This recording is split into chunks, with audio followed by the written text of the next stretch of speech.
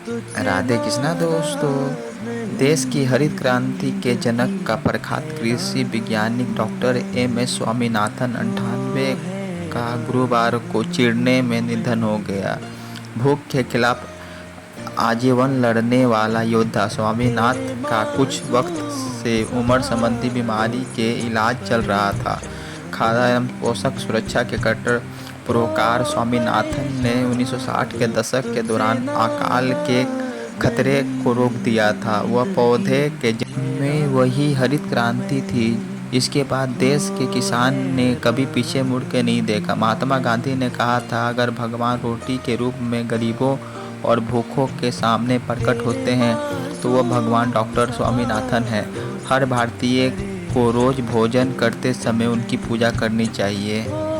MS. Swaminathan के निधन से जो एक युग समाप्त हुआ है, उसका एक ऐतिहासिक योगदान था। आज़ादी के बाद भारत के सामने सबसे बड़ा सवाल भूख का सवाल था। अमेरिका लेखक पेंडोक ब्रदर्स ने अपनी एक किताब में लिखा था कि 60 के दशक के ख़त्म होने तक आधा भारत कसाई खाने तक पहुंच चुका होगा, और कई लोग ने भारत के बारे में ऐसा ही आशंका जताई थी। भारत को आज़ादी 1943 के बंगाल के भीषण अकाल के 4 साल बाद मिली थी।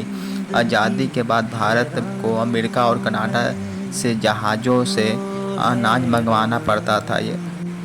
भारत यदि उन हालात से बाहर निकला है तो यह एम.एस. स्वामीनाथन के नेतृत्व से ही संभव।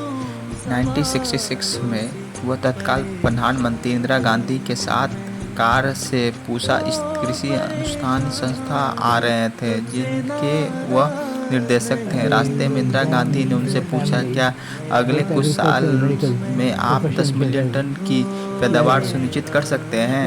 क्योंकि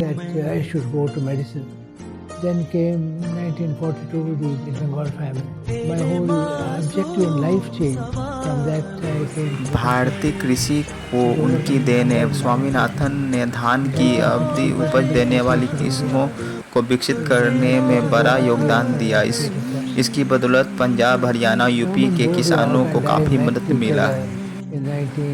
गेहूं 1960 के अकाल के दौरान अमेरिका वैज्ञानिक नॉर्मन बोरलॉन एन अन्य वैज्ञानिक के साथ मिलकर गेहूं के उच्च पैदावार वाली किस्में HYB के बीज विकसित किए हैं। स्वामीनाथन के विषय में कुछ अनमोल बातें। दुनिया भर के विश्वविद्यालय से डॉक्टरेट की 84 मानक डिग्री प्राप्त थी स्वामीनाथन को।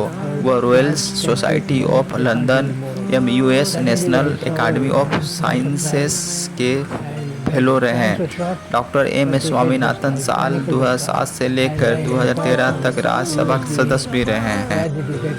एम.एस. स्वामीनाथन के निधन से गहरा दुख हुआ है। हमारे देश के इतिहास में एक बहुत ही नाजुक अवधि में उनके अभूतपूर्व योगदान ने लाखों लोगों के जीवन को बदल दिया और हमारे राष्ट्र के लिए खाद्य सुरक्षा सुनिश्चित की।